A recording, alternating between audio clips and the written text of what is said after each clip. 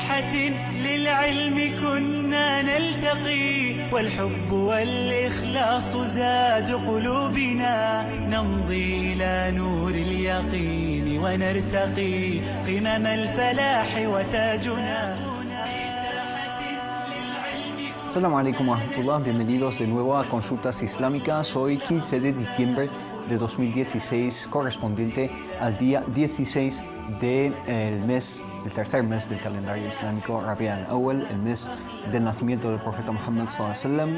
Inshallah, hoy vamos a hablar de un tema muy interesante y vamos a contestar a varias de sus preguntas que ustedes nos envían a través de las diferentes vías que tienen ante ustedes. Tienen el número de teléfono si quieren llamarnos en directo, que es el 911730251, que aparece en pantalla, y también tienen el email, que es consultas@cordobainternacional.com, y la página de Consultas Islámicas en Facebook, donde nos están siguiendo y están compartiendo todos nuestros contenidos, nuestras respuestas, que se encargan de presentar dos hermanos queridos para todos nosotros, que son Mohamed Said, ¿qué tal?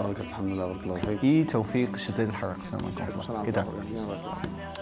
Ambos, inshallah, van a contestar sus preguntas, pero también, como siempre, empezamos con un tema introductorio. La semana pasada hablábamos del nacimiento del profeta Muhammad, que la paz sea con él.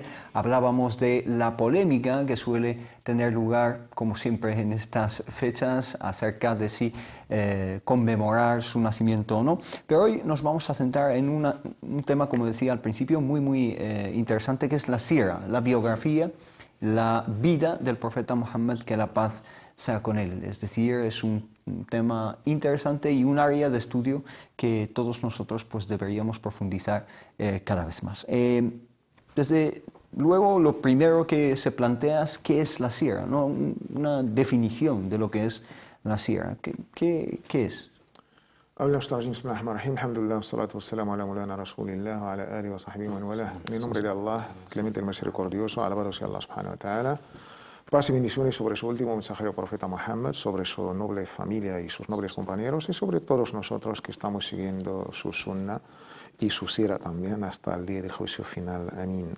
La verdad es una pregunta sumamente importante, interesante. Si hablamos ya del noble Corán como la palabra de Allah subhanahu wa ta'ala, y de la sunna, que son los hechos, dichos y aprobaciones del profeta sallallahu alaihi wasallam, de estos dos ya tenemos más o menos el marco teórico, pero falta es lo que podemos llamar el marco práctico, esta praxis del Islam. Durante estos 23 años, recibiendo la revelación, el wahi, que es el noble Corán, por excelencia, y también otro tipo de wahi, que es la sunna, porque el profeta no hablaba de sus pasiones, por supuesto. Es una revelación también. Es una revelación también, menor que el Corán, pero no deja de ser una revelación, sobre todo en las cosas de tashri'.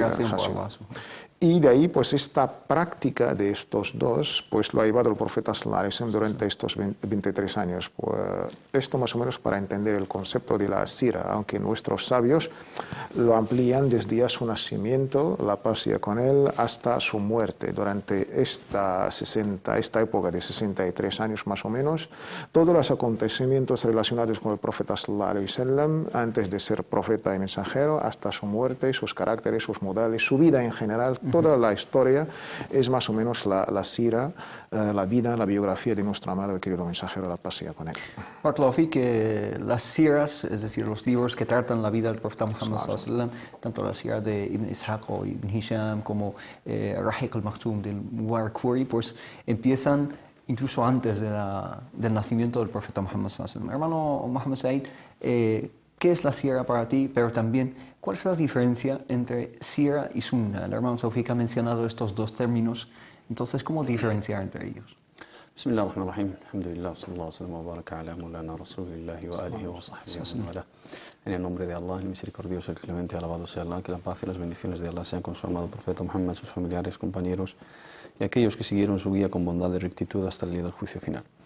El término sira, cuando hablamos del aspecto convencional, el aspecto istilahi, ¿no? y la diferencia que pueda tener con el significado convencional de la sunna, depende del campo desde el cual tratamos con esos términos, ¿no? La sunna para los fuqaha es diferente que la sunna para ahl al-hadith, y la sunna para los historiadores o los biógrafos o los sabios de la sira, que se han especializado en redactar la sira del profeta Muhammad sallallahu alaihi wasallam y los acontecimientos de su vida, pues para ellos es un campo diferente que aquel también de los especialistas en el campo de fundamento del derecho islámico, de usul al-fiqh. Tenemos la sunna para el fuqaha, para los juristas es el sinónimo de aquellos actos que no son obligatorios, que no están en el rango de obligatoriedad al-wajib o al-fard. Si lo haces tienes una recompensa, y si no haces, no, siempre y cuando sin despreciarlo ni digamos negar su sunnía, ¿no? su pertenencia al patrimonio profético, pues no caes en ninguna falta. Para el campo de los fundamentos del derecho islámico, es el patrimonio profético, todo aquello que no es la legislación que viene de la primera fuente, que es el Corán del profeta Muhammad sallallahu alaihi wasallam, y se centran en la cuestión de los juicios legales, aquellos textos jurídicos de los cuales podemos deducir derivar juicios legales. Entonces nos importan los dichos del profeta, las acciones del profeta, los hechos del profeta y sus aprobaciones en el campo de la adoración. No nos interesa, no es que no les interesa, sino no es su campo no les incumbe, no es el campo de su especialidad, aquello que tiene que ver con su conducta, con sus modales, con sus preferencias como ser humano, qué es lo que le gustaba, cómo se vestía, cómo trataba, y los aspectos de sus actividades, sus viajes, sus traslados, etc. Los asuntos de su vida ajenos al campo de la legislación. El hadith trata todo. El hadith trata toda aquella cosa que tiene que ver con el profeta Muhammad sallallahu alaihi wasallam, con el patrimonio profético. Cualquier relato que tiene que ver con el profeta Muhammad sallallahu alaihi wasallam, y aquí se juntan de alguna manera con los historiadores o los biógrafos. ¿Por qué? Porque al principio la sira formaba parte del hadith del profeta Muhammad sallallahu alaihi wasallam. No se conocen libros o obras específicas de la sira hasta a finales del siglo II de la Híjra. Pues inició con ciertos jóvenes sahaba radwanullahi alayhim o jóvenes hijos de los sahaba radwanullahi alayhim, como Urwa ibn Zubayr, como Aban ibn Uthman radiyallahu anhu warda, como el Tabi'i ibn Shihab az-Zuhri, etcétera, que estos de alguna manera empezaron a interesarse más por el campo de al-Maghazi wa siyar, ¿no? las batallas del profeta Muhammad sallallahu alaihi wasallam, sus viajes, sus asuntos personales, aparte del hadith. Pero anteriormente en el Muwatta, en el Bukhari, en los Sunan, se entremezclaba. Había apartados de al-Maghazi wa siyar, pero era incluido dentro de las narraciones, todos aquellos hadices y todas aquellas cuestiones que tienen que ver con el patrimonio profético. Y hasta llegar a la época de Ibn Ishaq,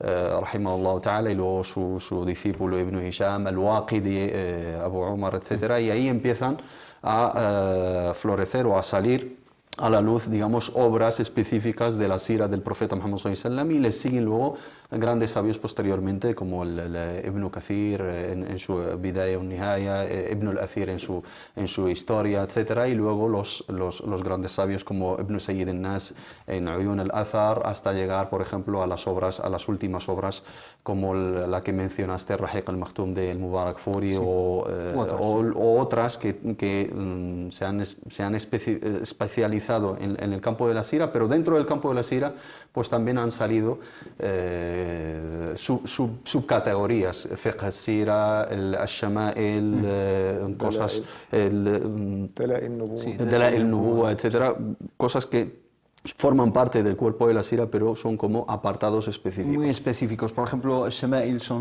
digamos, las virtudes del profeta Muhammad sallallahu alaihi wasallam, o su carácter, incluso su descripción física, etc.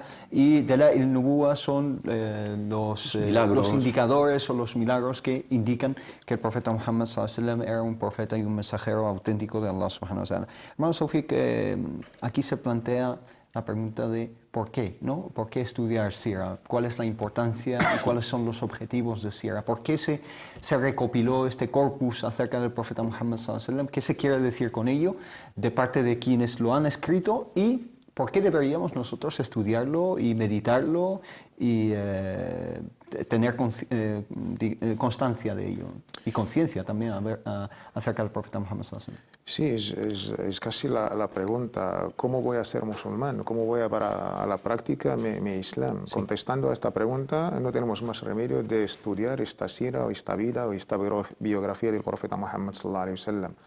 Allah subhanahu wa ta'ala nos ordena en más de una ley de tener al mejor ejemplo para seguir, que es nuestro amado y querido mensajero de la paz y con él. Ahí, para ser musulmán, para llevar a las prácticas todos los preceptos islámicos, yo me pregunto, ¿cómo los voy a llevar a práctica? Y la solución es esta, es seguir el ejemplo por excelencia.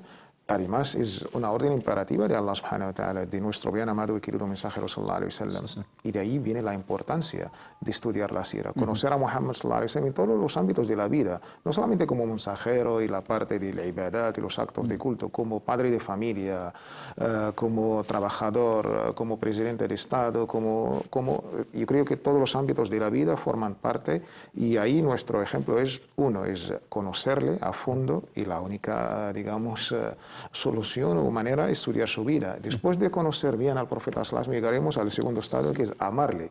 Y amarle es una condición del imán, de las creencias. Para ser musulmán es una condición sine qua non ser amante del profeta sallallahu alaihi wasallam. Si ya conocemos al profeta a través de la sira y amarle, que es fruto de conocer a la sira, pues viene el tercer objetivo y también ahí está la importancia, es seguir. El seguimiento del profeta sallallahu alaihi wasallam también forma parte de este shahada que hacemos. Cuando ya damos por fe que ya Allah es uno y único y Muhammad es su mensajero, esta frase, llevarla a la práctica, cumplir con ella, es esto, estudiar la sira, no solamente para tener datos abstractos y almacenarlos en nuestras cabezas, no, al contrario, es conocer al profeta sallallahu alaihi wasallam, amarle, porque es una luz, y esta luz debe iluminar no solamente nuestro corazón, sino nuestra vida, nuestra sociedad, por supuesto, con todo el mundo, hasta las plantas, era una misericordia al profeta, hasta con el medio ambiente, y yo también debo ser una misericordia, siguiendo el mejor ejemplo del profeta sallallahu alaihi wasallam. De esto yo creo que conocer, amar y seguir, de esto se trata la importancia. Pero ¿no estaría bien estudiar esta sira con las indicaciones de una persona de conocimiento para que no caigamos en las confusiones en las que caen muchísimos jóvenes de confundir lo que es sira, lo que es sunna, ver cosas que hacía el profeta Muhammad sallallahu alaihi wasallam y pensar que también todo el mundo lo tiene que hacer, etcétera, ¿no? No, es importante. Esto ha sido la tradición de nuestros sabios durante casi estos 15 siglos. Las ciencias se estudian siempre con un sheikh, con un maestro, con un profesor. Y directamente al libro, incluso tenemos un dicho en árabe, no puedes tener los errores que puede cometer un suhufi o un mushufi, incluso el propio Corán. Eso es la tradición clásica de siempre. Ha sido, no solamente las ciencias, digamos, teológicas, islámicas, las ciencias deben tener su metodología científica. Hay un profesor, hay un libro de texto, hay unas evaluaciones, y de esto la sira no está ajena. De ahí se aconseja primero siempre tener un maestro, un profesor de este tema, desde las fuentes correctas hasta la metodología, y por supuesto corregir ciertos errores. Hermano Mohamed Said, algo que añadir, y también cómo se redactó la sira cuando estos primeros libros que tuvimos, ¿no? La importancia de la sira para los musulmanes radica en que es el patrimonio de nuestro amado profeta Muhammad, nuestro ejemplo a seguir y nuestra segunda fuente de legislación. Cuando hablamos del Corán y la Sunna, cuando hablamos del Corán, la palabra divina de Allah subhanahu wa ta'ala, y el ejemplo práctico, ¿no?, de esas enseñanzas divinas, es el profeta Muhammad sallallahu alaihi wasallam.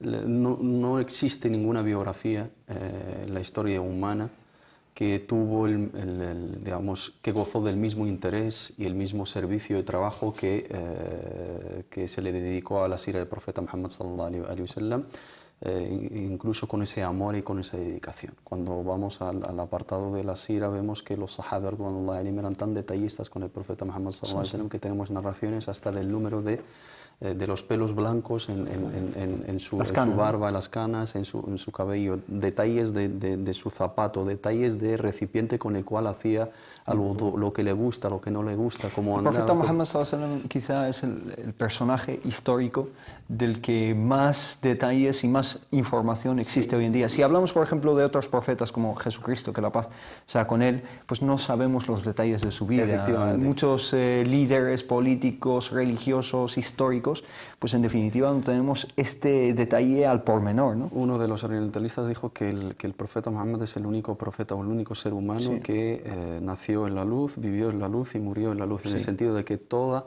su vida está clarificada. Y tenemos detalles de la época preislámica, de antes de su nacimiento, detalles de su linaje. Tenemos la cadena, ¿no?, de su linaje hasta llegar a Adam, alayhi salam, hasta nuestro padre Adam, aunque dos categorías de ese linaje son cuestionables, pero hasta Adnan, que es el 21 abuelo del profeta Muhammad sallallahu alaihi wasallam, hijo de Ismael, hijo de Abraham, que la paz y las bendiciones de Allah sean con todos ellos, y tenemos los nombres de todos sus abuelos y sus abuelas, digamos, la pureza y la honorabilidad de ese linaje, los detalles de su infancia, los detalles de su juventud, los detalles de la época de su profecía, los detalles de su vida, de su dedicación hasta su muerte. La paz y las bendiciones de Allah sean con él, y aparte a través de una metodología científica que aplicaron nuestras primeras generaciones en la aceptación de los hadices, ¿no? Tenemos narraciones auténticas. Por eso es importante lo que has mencionado, el aprender esta ciencia de la mano de eruditos, porque estamos hablando de narraciones auténticas, estamos hablando de cadena de transmisión. No cualquier cosa se puede atribuir a la vida del profeta Muhammad sallallahu alaihi wasallam, y hay muchas historias falsas que circulan y son muy famosas entre los musulmanes, y las intercambian y no tienen absolutamente nada que ver con la vida del profeta Muhammad sallallahu alaihi wasallam. Por lo tanto, esa es la importancia, es una fuente de legislación para nosotros. Y luego el amor, que es un acto de adoración para nosotros hacia el profeta Muhammad sallallahu alaihi wasallam, eso le da un valor añadido, ¿no?, a ese estudio de la sira del profeta Muhammad sallallahu alaihi wasallam. Y al tener todas las facetas humanas y al ser el ejemplo a seguir y el representante del último mensaje de Dios para toda la humanidad, tenemos conocimiento, sabiduría y experiencia humana en todas las facetas de la vida. Cualquiera de nosotros que necesite algo en cualquier ámbito de su vida lo puede encontrar en la vida del profeta Muhammad sallallahu alaihi wasallam. Como bien has mencionado el caso de otros profetas, la paz sea con ellos, no podemos tenerlos como ejemplo en ciertas facetas. Jesús, que la paz sea con él, no lo podemos tener como ejemplo en la faceta de esposo, de marido, porque no se casó. De líder político. De líder político, porque no tuvo un estado. No tenemos, digamos, narraciones de la juventud de Musa alayhi salam. No tenemos parte de la gobernanza, la gestión política, de la guerra, etc. Abraham alayhi salam lo mismo. No tenemos detalles de ciertas épocas de su vida. El profeta Muhammad sallallahu alaihi wasallam lo tienes como joven, lo tienes como padre, lo tienes como marido, lo tienes como abuelo, lo tienes como jefe de Estado, lo tienes como general, lo tienes como profesor, lo tienes como jurista, lo tienes como juez, lo tienes como amigo y compañero de sus amigos, marido que ha perdido a su mujer, padre que ha perdido a su hijo, padre que ha sufrido, un divulgador que ha tenido que sufrir y emigrar y pasar por penurias y adversidades en esta vida, bonanza, etc. Entonces, cualquier faceta de la vida que necesito yo como ser humano, puedo tener un ejemplo infalible, un ejemplo completo, porque estamos hablando de un profeta, no estamos hablando de una persona destacada, de renombre en una época, digamos, histórica, sino estamos hablando de alguien ayudado por la revelación divina y protegido por Allah subhanahu wa ta'ala y guiado por la palabra sagrada. Por lo tanto, cualquier musulmán que se acerca a la vida del profeta Muhammad sallallahu alaihi wasallam, aparte de adquirir conocimientos en todos los aspectos y campos de la vida, tiene un ejemplo claro y tiene solución para muchísimas problemáticas que le puedan surgir en su vida. Barakallahu fik. Hermano Taufik, en nuestro siglo XXI, en nuestra comunidad musulmana a nivel mundial y aquí en Occidente y especialmente en España, ¿de qué nos sirve la sira, ¿no? No, la verdad nos sirve mucho. Sabemos de antemano que el profeta Muhammad, la paz sea con él, es un profeta que ha sido enviado para toda la humanidad, no solamente para los musulmanes. Y eso es un dato muy importante y de ahí los musulmanes deben llevarlo a cabo. Para mí, si me permites la palabra, Muhammad sallallahu alaihi wasallam es patrimonio de toda la humanidad y de ahí debemos tratarlo, no solamente para España o para los españoles.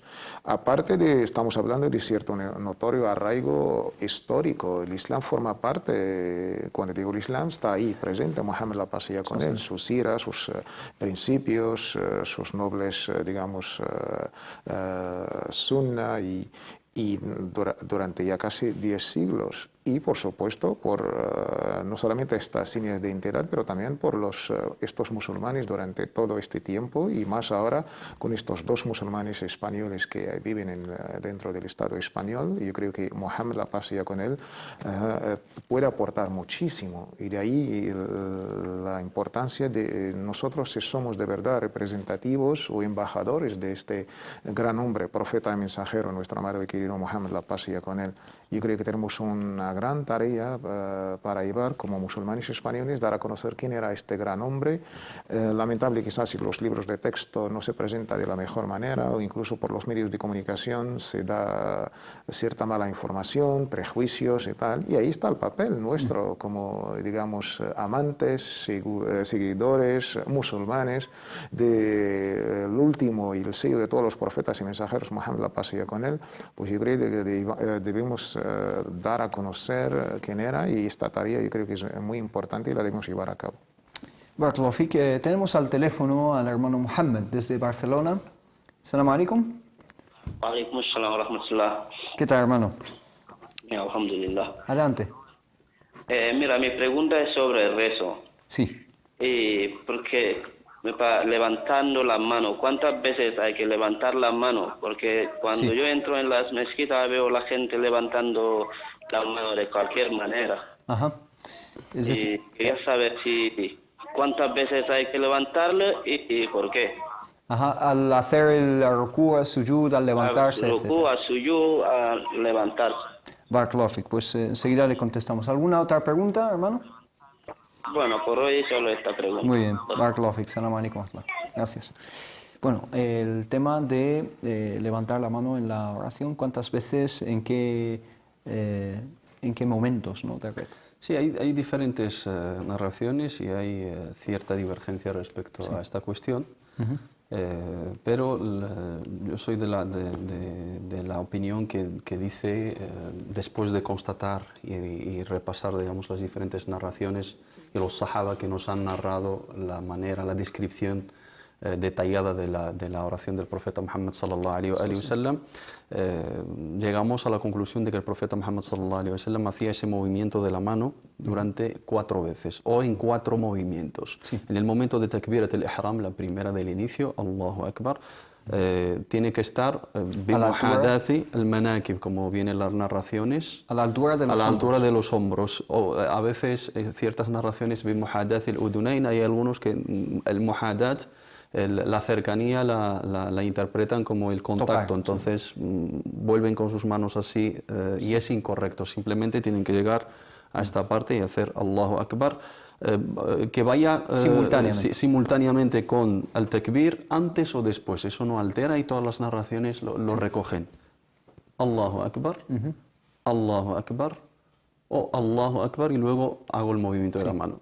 El significado del movimiento, ninguno. No tenemos, podemos hablar de limitarlo. O sea, ninguno que se sepa, ¿no? Ninguno que se sepa en el sentido con certeza, decir, lo hacía el profeta Muhammad sallallahu alaihi wasallam por este modo. Es ibada para la mano, es un acto de adoración para esa mano. Y seguimos los movimientos del profeta Muhammad sallallahu alaihi wasallam en la oración, porque él nos dijo, sallu kama ra'aytumuni usalli. ¿Por qué inclinarse antes de prosternarse? ¿Por qué hacer el movimiento del dedo? Nuestros sabios han buscado ciertas moralejas, ciertas razones, han hecho un esfuerzo espiritual, pero lo podemos, por ejemplo, limitar. Acerca del movimiento de las manos hay quienes dicen es simbólico de la sumisión ante Allah. O sea, dejar la dunya, lo mundano detrás de nosotros. Dejar atrás todos los asuntos mundanos, pero vamos a dejarlo en un movimiento, una inclinación de la mano y un ruku' y sujud de la mano. Todos los miembros de nuestro cuerpo están en constante adoración a Allah subhanahu wa ta'ala y en constante sometimiento a su voluntad en esa oración.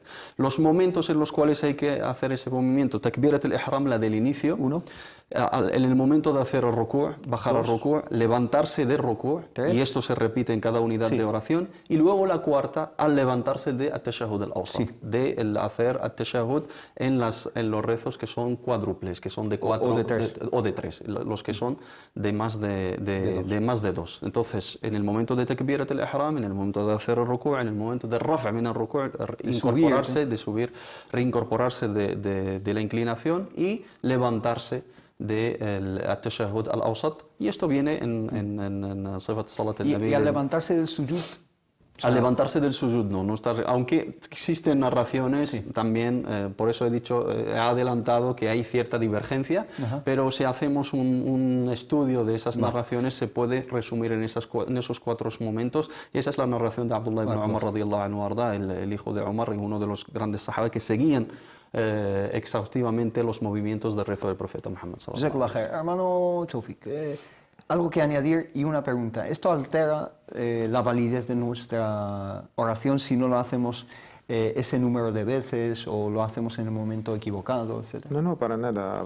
Conociendo lo que son arcanos salat y shurut salat, los pilares de la oración y las condiciones, no forman parte de la validez de salat, al contrario. Esto no forma parte. Esto no forma parte de levantar la mano aquí o allá, no forma parte de las condiciones, ni mucho menos de los pilares, ni mucho menos de las condiciones. Respetando esta divergencia pilar, aquí en nuestra realidad española tenemos 2 escuelas muy conocidas, que es la escuela Maliki y luego la escuela Hanafi.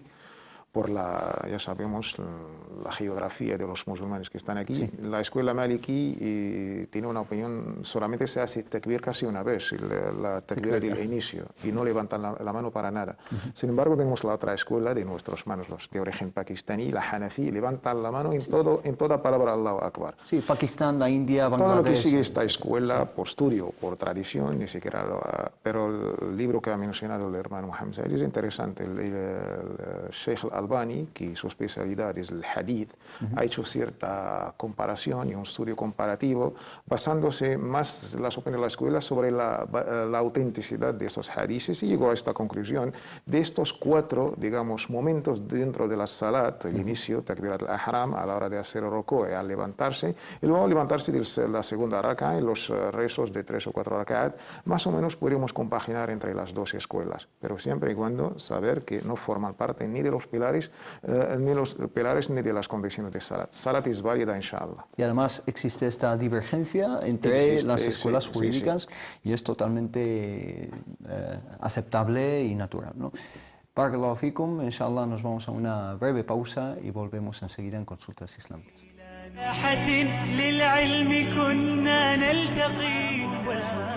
Assalamu alaikum wa rahmatullah, bienvenidos de nuevo a Consultas Islámicas. Aquí estamos de vuelta y empezamos inshallah con algunas preguntas que ustedes nos envían. Si quieren llamarnos en directo, el número de teléfono es el que aparece en pantalla, que es el 91-173-0251. También tienen el email y la página de Facebook de Consultas Islámicas.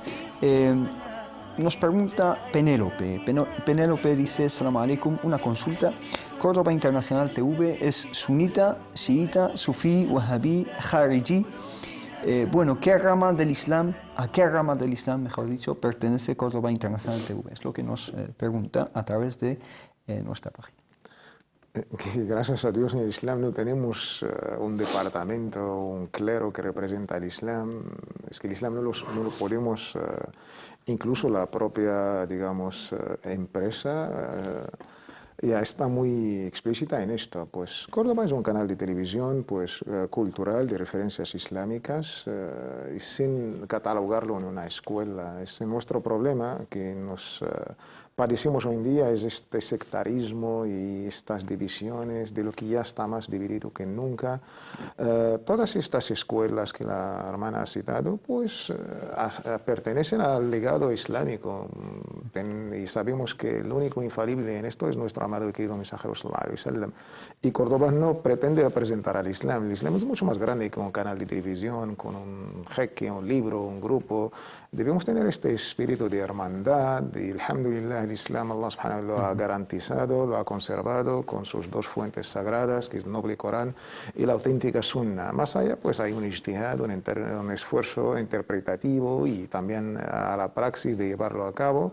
Y alhamdulillah, siempre pues nuestro mensaje es, como ha dicho el Imam Malik, el Imam de Dar al-Hijra, de Medina, la ciudad del Profeta sallallahu alaihi wasallam, que todos y cada uno de nosotros, sea persona física, jurídica, empresa, televisión, libro, se toma y se deja de sus palabras. Esto es el mensaje, salvo aquel, y se dirigía el Imam Malik a la tumba del Profeta, nuestro amado y querido mensajero sallallahu alaihi wasallam. Pero Córdoba Internacional TV, yo entiendo que es un canal de televisión suní. Esto sí, suní, para entender lo que cuando decíamos suní, para, digamos, como una presentación, alhamdulillah, que es la sunna del Profeta sallallahu alaihi wasallam, donde nos marcamos. Hermano Hassan, ¿algo que añadir? Por supuesto. Como has marcado, no somos dentro de las ramas madre, por supuesto somos un canal suní, y es un gran logro que le sea difícil a la gente que te pueda catalogar. Eso quiere decir que estás en tu mensaje, estás a la misma distancia de todos, y esta es la política del canal. Pero ideológicamente hablando, cuando hablamos de pertenecer a una escuela, digamos, ideológica de creencia y de seguimiento de la tradición profética, por supuesto somos un canal claramente suní, que es la rama mayoritaria en la comunidad musulmana, que representa más del 92% o el 93% de la comunidad musulmana.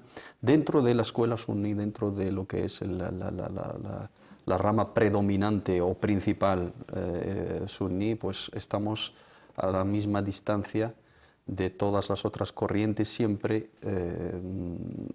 manteniéndonos en el centro y siempre desmarcándonos de cualquier desviación y cualquier extremismo, desviándonos de la negligencia, de la permisividad y alejándonos también de los extremismos en todos los aspectos.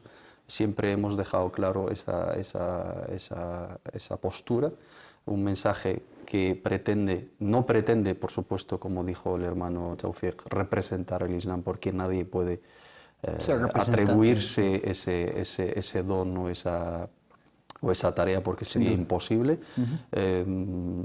Nos esforzamos en acercar una imagen moderada, correcta del Islam, y acercar la cultura islámica y los conceptos básicos tanto para los musulmanes hispanoparlantes y los no musulmanes, ¿no? Y este espacio fue creado para responder a esas consultas y esas dudas que suelen tener tanto nuestros hermanos como nuestros conciudadanos no musulmanes.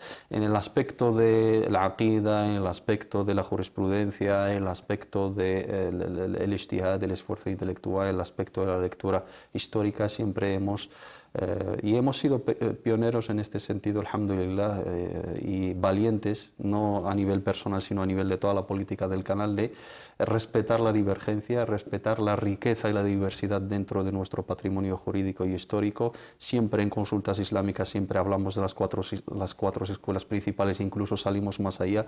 Siempre hemos mencionado al khilaf al-fiqhi, donde existe la divergencia. Siempre hemos hablado de los apartados que admiten incluso el khilaf en el aspecto de la aqida, lo que es el furu'. Siempre hemos hablado de las diferentes metodologías, pero también siempre nos hemos desmarcado de toda aquella ideología que se aleja de la pureza del Islam y se aleja de la moderación del Islam y los extremismos, incluso los extremismos dentro de la rama suní. Siempre nos hemos desmarcado de los grupos extremistas, de los que se autodenominan como estados islámicos y de los terroristas y de los bárbaros, pero también hemos criticado y nos hemos desmarcado de todas las desviaciones ideológicas, espirituales y históricas que también pretenden atribuirse el nombre del Islam y no tienen nada de ese Islam.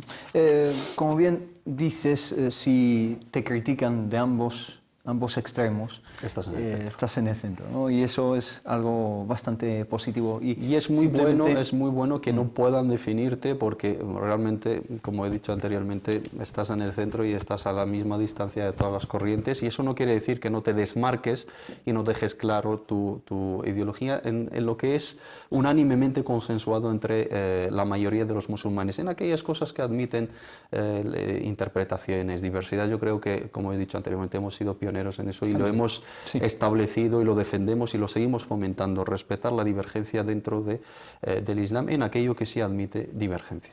Barakallahu fik, que aquí siempre hemos intentado siempre, ¿no? Plantear las preguntas y las cuestiones que estimamos que incumben a nuestra sociedad, a los musulmanes aquí en España, en Latinoamérica, a los musulmanes hispanos en general, pero también tener en cuenta la divergencia y el crisol de opiniones que existe en nuestro legado islámico. Una pregunta también bastante interesante, que es la siguiente. Dice Sufian nos pregunta: Assalamu alaikum, mi nombre es Sufian, quería pediros un consejo. Este es el problema que tengo. Yo quiero estudiar árabe y tener un buen nivel, así para entender el Corán y mi religión, el Islam. Lo que pasa es que yo no he encontrado algún método factible para aprender. Actualmente sé leer y escribir, ya que de pequeño iba a clases de árabe en la mezquita. Aún hoy voy a la mezquita, pero no siento un gran avance respecto al dominio de la lengua, y os agradecería, pues, si pudieseis decir qué podría hacer actualmente para mejorar su nivel, ¿no? La verdad se agradece el interés que ha puesto el hermano, y más en digamos, la lengua o el idioma del libro de Allah subhanahu wa ta'ala, que esto es muy importante, y siempre hemos recalcado la importancia del árabe. Aparte a pesar de las dificultades que se presentan para nuestros nuevos hermanas y hermanos regresados al Islam, y siempre hay que tener en cuenta, el árabe es muy importante, no solamente a la hora de recitar el libro de Allah, pero nos ayuda bastante a entender su mensaje, y cuando un hermano o una hermana se interese por la jurisprudencia, el árabe es una condición, yo creo que es importantísima. Sin ella no podemos entender el mensaje de Allah subhanahu wa ta'ala, y mucho menos sus veredictos y sus, digamos, juicios legales. La realidad, pues la verdad, duele decirlo, que los musulmanes españoles en este caso hasta hoy en día no han podido, pues, establecer un colegio, un instituto, una escuela donde se enseñan el árabe y las ciencias islámicas de una manera didáctica, pedagógica, científica. Incluso por parte del gobierno se permite. En otros países han intentado, pero se han encontrado con la oposición burocrática y política. Aquí es lo contrario, la verdad. Y es hacer autocrítica. Estos 2 millones de musulmanes, yo creo, tener en cuenta este gran y noble proyecto, estamos invirtiendo en nuestra juventud. Los podemos salvar de estos grupos terroristas, de estas ideas desviadas, y claro, hasta tener todo este proyecto hay que también poner nuestros pies en el suelo. El hermano puede si no tenemos todo esto ya preparado, pues puede empezar como autodidacta.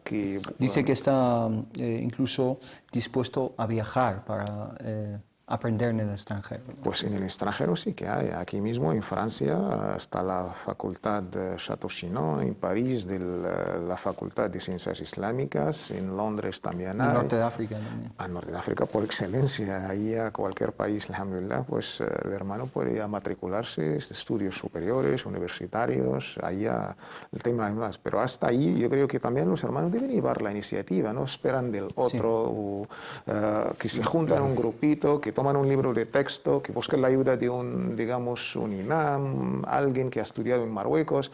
Tenemos, conociendo el contexto, por ejemplo, catalán, tenemos bastantes hermanos que están licenciados en estudios árabes, están en sus casas. ¿Por qué no invertimos y aprovechamos y pedimos la ayuda de una manera un poquito científica y darle también su merecido sueldo? Y de ahí yo creo que podemos hacer muchísimo en las propias mezquitas y las entidades culturales y en los centros cívicos que pagamos entre todos. Yo creo que aprovechar de nuestras hermanas o de nuestros hermanos que están licenciados en el árabe, en varias disciplinas, yo creo que también es una buena iniciativa, inshallah. Inshallah, Barakallahu Fik. Otro hermano también llamado Sufian nos dice: Assalamu alaikum, quiero saber si alquilo un piso con opción de compra y hago 2 contratos, uno de compra y otro de alquiler, si esto entra en la usura, riba. Tiene que saber exactamente qué es lo que implica el segundo contrato de compra. El alquiler con opción a compra es totalmente lícito, ¿no? El ijar alladhi yantahi bit-tamlik. Alquilas un bien y pagas unas cuotas y en el momento que decides comprarlo, pues te aplican una reducción sobre el precio final, un porcentaje de lo que has pagado o la totalidad, etcétera. Eso según el acuerdo. En este caso seguramente está hablando de una vivienda. Si el contrato de compra que va a firmar es orientativo, simplemente le dicen: en el caso de quieras comprar esta casa te cuesta esto, a este precio en este contrato. No le obligan, es opcional. Entonces llega el momento de la compra y dice: ¿quiere comprar o quiere seguir en alquiler? Él va a optar por seguir en alquiler o comprarlo, digamos, al contado, si tiene esa posibilidad, sin caer en una transacción usurera, sin que sea a través de hipoteca convencional, no tradicional.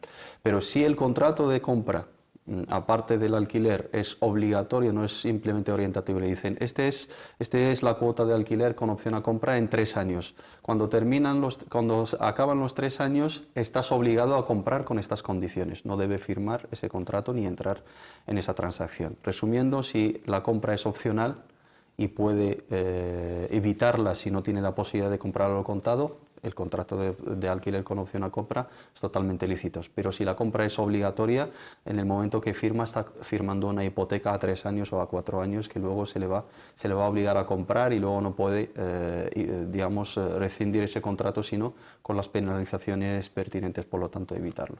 Y si no es con hipoteca, es decir, alquila 3, 4 años y luego no es una hipoteca, sino quizá un pago a plazos que no conlleva un interés. Si la transacción no conlleva ningún interés, no conlleva la usura, bienvenido sea. Si es a plazos, si es con una cuota fija, si es a través de un crédito personal con otra persona, lo que sea, o al contado, no pasa absolutamente nada en ese sentido. Barakallahu Fik, vamos a ver otras preguntas que nos plantean. Por ejemplo, nos pregunta el hermano David, nos dice: mi nombre es David y os escribo desde Barcelona. Se dice que el consumo de carne no es parte inherente del Islam y parece ser que cada vez es más notable la presencia de personas musulmanas veganas preocupadas por el derecho de los animales, de la vida de los animales y los recursos del planeta. Mi pregunta es la siguiente: ¿qué alternativa tiene en la celebración de Eid al-Adha un musulmán que sea vegano o vegetariano y que por tanto, no quiere sacrificar o comprar un animal sacrificado? Aquí tenemos 2 cosas. Tenemos los preceptos de Allah subhanahu wa ta'ala, divinos, que están ya en su libro sagrado, que es el Corán, y la auténtica Sunna, y forma parte de la legislación, la cultura, la religión y los preceptos de la propia ibada, incluso de adoración a Allah subhanahu wa ta'ala. Y segundo, la decisión personal de cada persona. La carne y su consumo está totalmente permitida de las categorías explícitas en el Corán, y de ahí, pues, si uno por una razón de salud o de estar quiere tomar esta decisión, también debe respetar la otra. Y relacionar esto con todo un precepto que es un acto de culto en sí mismo, que es el sacrificio del cordero, de los 4 tipos de rebaño que conocemos, no es, digamos, una lectura correcta. La carne está totalmente permitida y su consumo. Lo ideal sería, pues, corregir estas injusticias, este maltrato, este superconsumo, este materialismo. Y también, pues, por la parte científica, lo que necesita el metabolismo corporal, la propia salud de la persona, pero de ahí hacer todo un prejuicio sobre esto y causa-efecto, y vamos a dejar el sacrificio de cordero Y también yo creo que tenemos una cultura económica bastante salvaje. Es el problema en realidad, ¿no? Es la cultura y quizá el ritmo al que va la humanidad, que realmente es el que desgasta frenético, los recursos del planeta. Exacto, de ahí lanzamos unos juicios y unas culturas. El Islam aboga por conservar y respetar los derechos de todo lo que Allah ha creado. de todo lo que Allah ha creado. De ahí su nombre es Rahman y Rahim, es clemente y misericordioso por excelencia, con todo lo que ha creado. Y esta palabra en la cultura islámica pues abarca todo, no solamente lo que conocemos, plantas y ser vivos y humanos y animales, no, todo lo que ha creado. Vale. Pero por una decisión personal, de salud, de no sé qué, se respeta. Barakallahu fik, volvemos contigo, hermano Mohamed Said, a esta pregunta, pero después de atender una llamada, la hermana Fátima desde Melilla. Salamu alaikum. Alaikum salam wa rahmatullah. Adelante, hermana. Uno de hermano Sí. que acaba de decirle a su compañera que yo cancelé y solamente cancelé بالحمد no sé más. Sí, con la Fatiha. كان سمع بالفاتحة الله يرحم والدين. Sí. يكوتشوا في المغرب من كي في كان الماروكي como que يصلي وكان عاود معاه las palabras, a veces se me mete en la cabeza Sí. y pongo acá en Córdoba porque es en español, como yo entiendo más español que la arabía porque se refeña. Sí. Y eso es lo que hay, hijo. Entonces y sufro, que soy muy sensible, pero que no بغي كل شيء الدين ديالي عزيز عليا كل شيء todo, Sí. pero no puedo aprender más.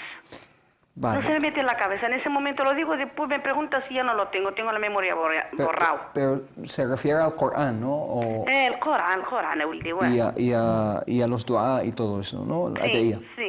El Barakallahu fik. alfabeto árabe no lo sabe, ¿no? El alifato o el abecedario, por así decirlo, árabe, leer y escribir árabe, no entiendo. Nada, nunca no he estudiado ni sé escribir, ni sé leer, ni nada. Vale. Y me voy aquí, hay una miquita en Valdebernardo, por aquí por Moratalas, por Madrid. Sí.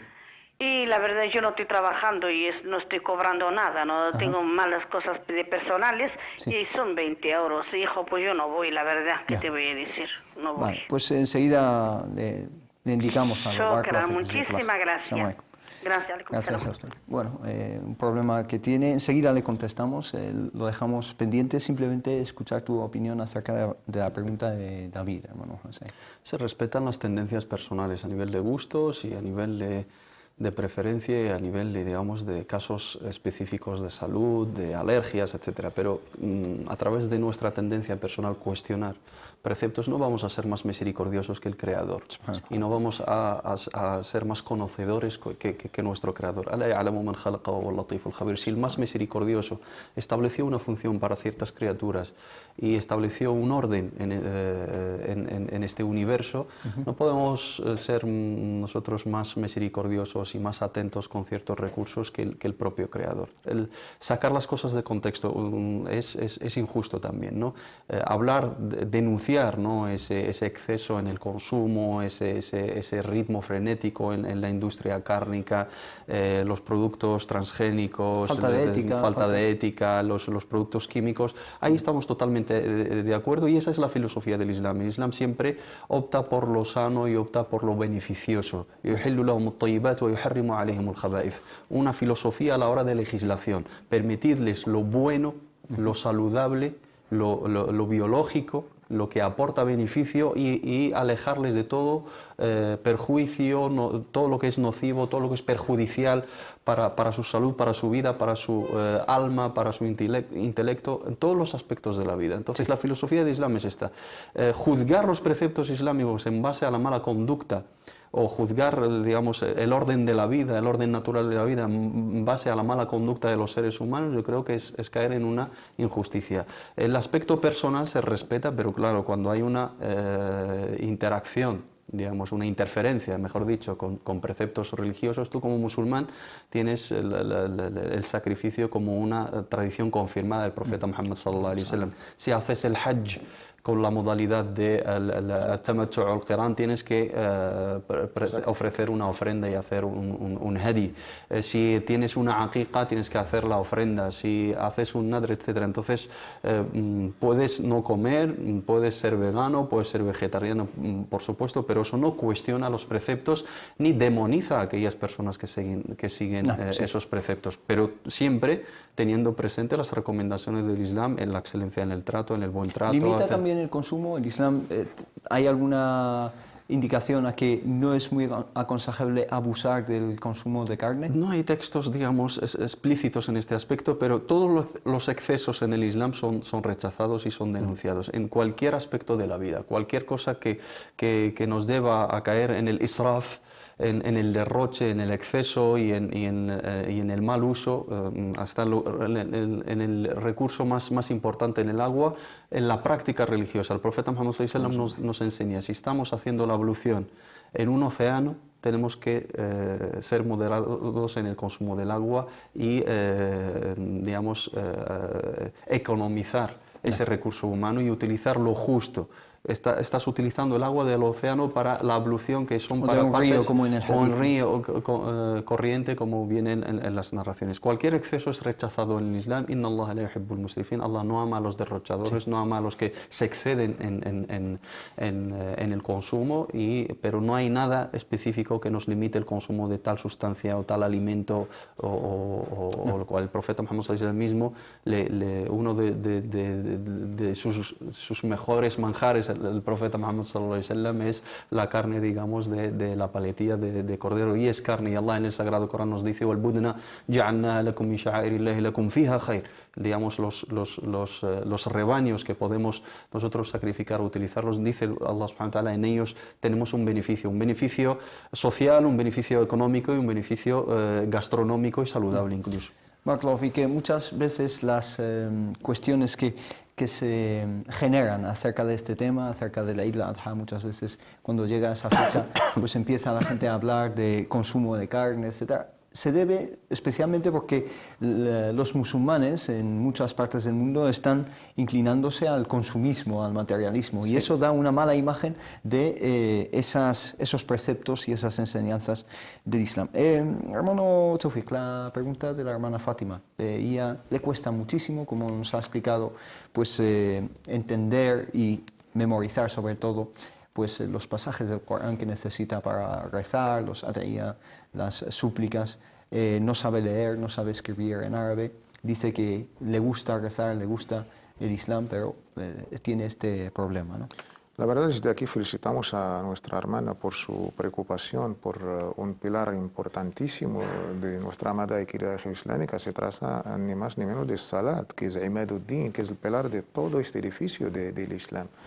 Y justo después de Tawhid, en el famoso hadith que todos conocemos, el Islam ha sido edificado sobre 5 pilares. Después de unificar a Allah subhanahu wa ta'ala y reconocer a Muhammad como su último mensajero profeta, nos dijo el profeta sallallahu alaihi wasallam: "Iqamus salat", es establecer esta oración, que es este contacto y diálogo íntimo con nuestro Creador. De ahí, pues, sabemos que nuestros sabios hay todo un consenso sobre la obligatoriedad del Fatiha. Con esto ya la hermana ha cumplido con, digamos, lo que es todo un pilar de Salat, respetando pues ciertas divergencias entre las escuelas, si la sura es también condición, o si la omite debe hacer sujud del olvido. Teniendo las dificultades que la hermana nos ha explicado, cumpliendo con el Fatiha, inshallah. Ella conoce el Fatiha. Conoce el Fatiha, y esto es pilar. Con esto su salat es válida, inshallah. Espero que Allah lo acepte así. Pero no deja que la hermana debe hacer esfuerzos. Y alhamdulillah, con la tecnología que ha facilitado todo, pidiendo en esta misma salat la ayuda de Allah subhanahu wa ta'ala, repitiendo pues en sus momentos de descanso con todos los medios tecnológicos.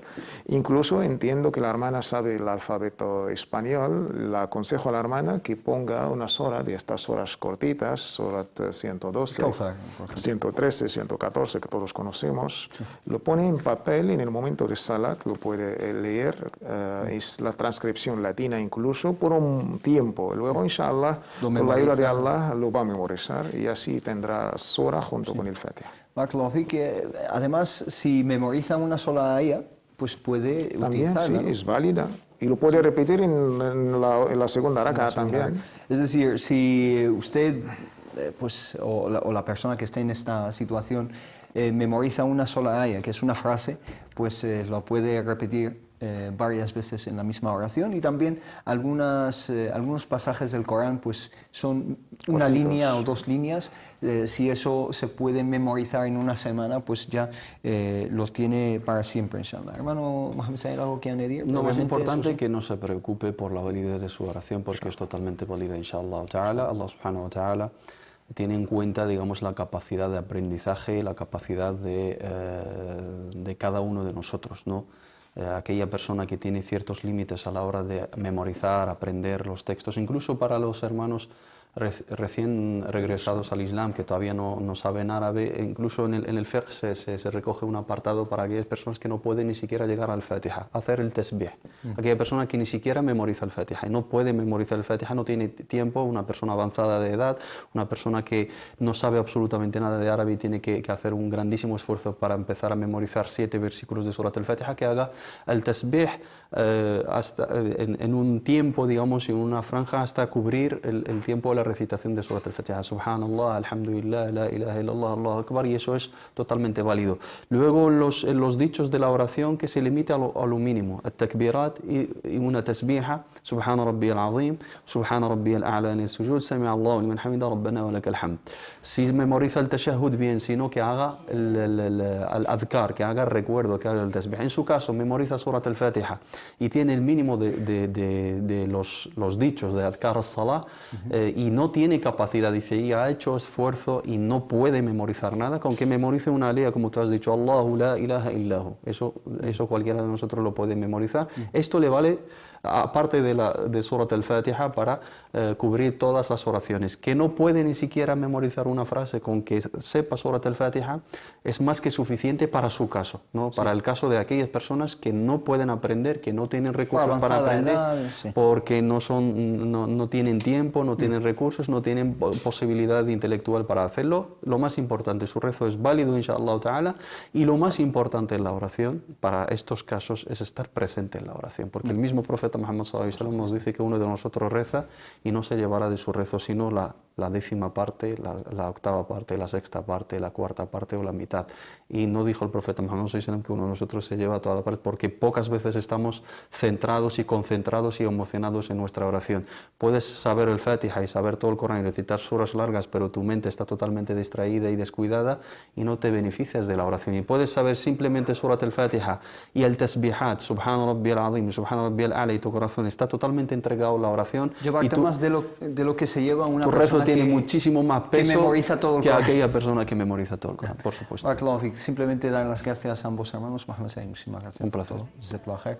Y Tawfiq Sudaidi. Gracias. Y a ustedes muchas gracias por seguirnos. Inshallah, nosotros también seguimos aquí el lunes que viene con más consultas islámicas. Assalamu alaikum wa rahmatullah, que la paz sea con todos ustedes.